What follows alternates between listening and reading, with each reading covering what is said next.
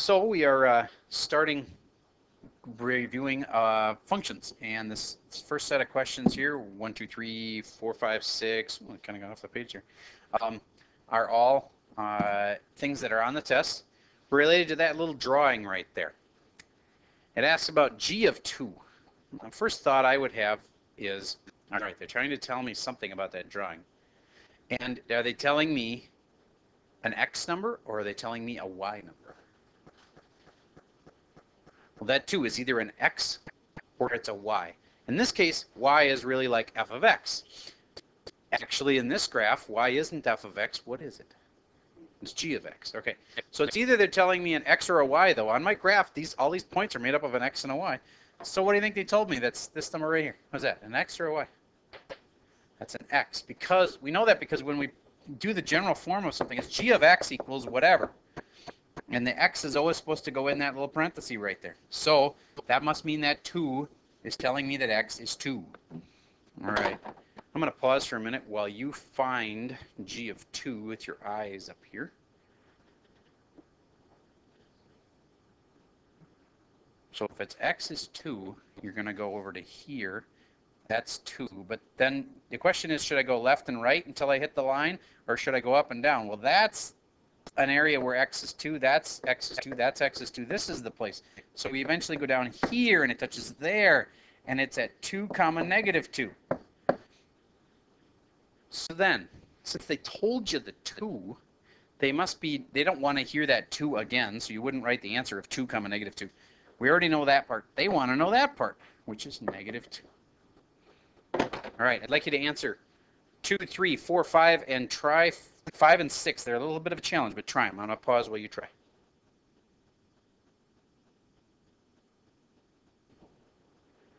Okay, we're back.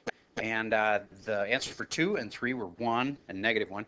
Number 4, x when g of x is 4. They didn't tell me x, they told me y. They told me y is 4. So the y on the graph, again, it's really g of x, but the y is 4. So we'll go up to 4. 1, 2, 3, 4. Right there, go over, and there it is. It's at negative 2 comma 4. They already told me the 4 part, so they must be asking for the negative 2 part. Negative 2. Raise your hand if you had that one right. Good. Next one. This is the hard part.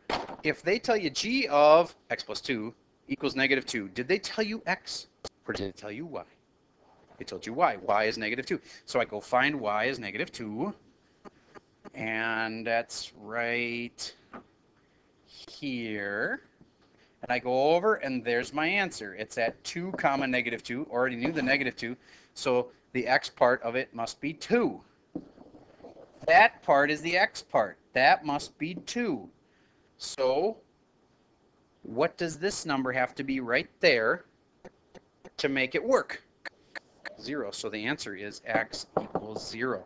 Raise your hand if you had that one right. Ooh, a few of you did. Most of you did, in fact. More than half. And the last one, same idea. They didn't tell me x, they told me y. They told me y is 4.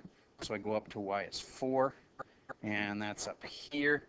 Somebody asked me, what if I'd have picked something that had 2 things that came out? Like if I'd have picked a spot here, if it had 2 answers that came out, well, then you just have to do it twice. One for the one point and one for the other point. You have 2 answers, just like you sometimes get 2 roots when you do quadratics.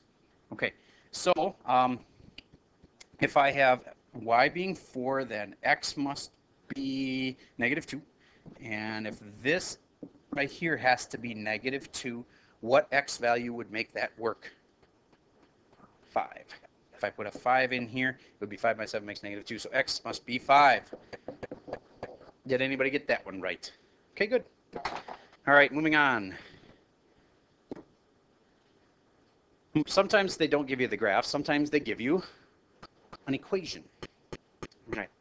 If I say I want f of 2, did I tell you x, or did I tell you y? Told me an x. The x is 2. So all I have to do is go stick it in there. In your head. A rare opportunity. Don't write this on paper. Just in your head. Put the 2 in, square it, etc. Figure out what the answer is.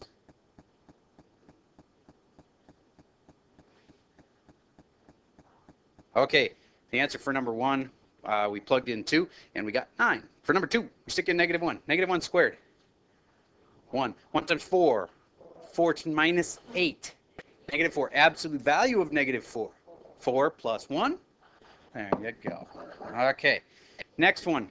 Same idea, except stick in a 6. Do it in your head.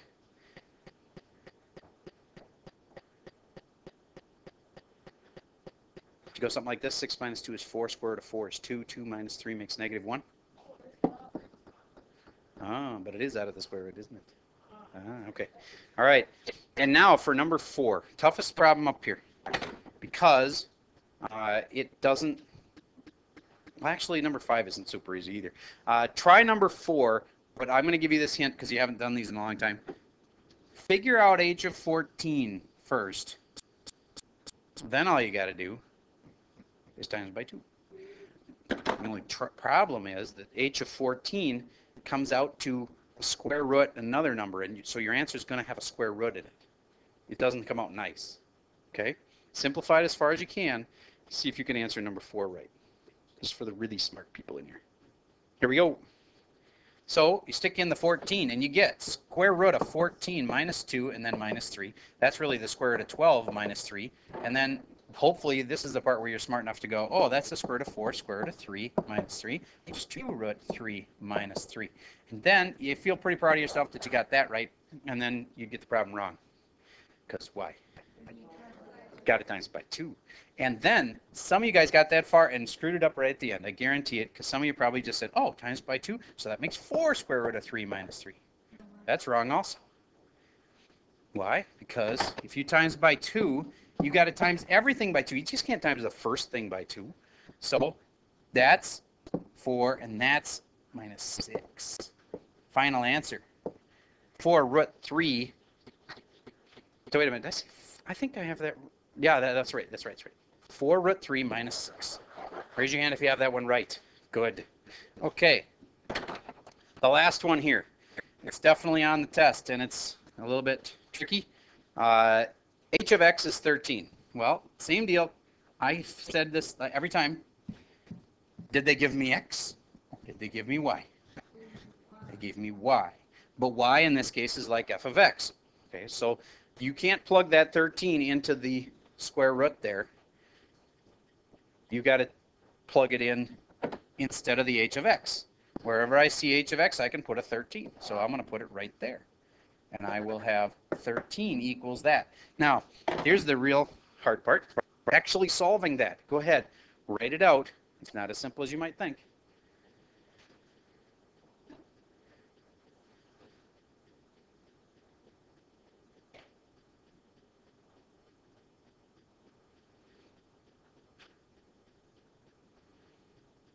Corey, what do you get so far? Nope. 13 equals square root of x minus 2 minus 3. Just tell me what do you think I should do first to solve that equation? I get the feeling you tried to do it in your head. Doesn't work really well.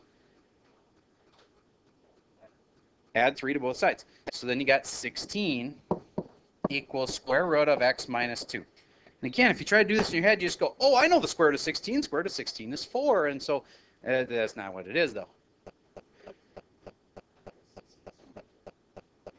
So how do you get rid of a square root when you're solving? Yes, square it. So if I square this side and I square that side, I will have 16 squared, which is 256, I think, isn't it? Okay, equals, and then the square root took away that, and I have technically absolute value of x minus 2, but I'm just going to say x minus 2 because I'm not going to be that harsh with you. And then add 2 to both sides, 258. Did anybody have that? All right, good. 18 minus 2 is 16, right? So you're saying if I stick in an 18 right here, it works? 18 minus 2 is 16. Square root of 16 is not 16. See what I'm saying? All right. All right.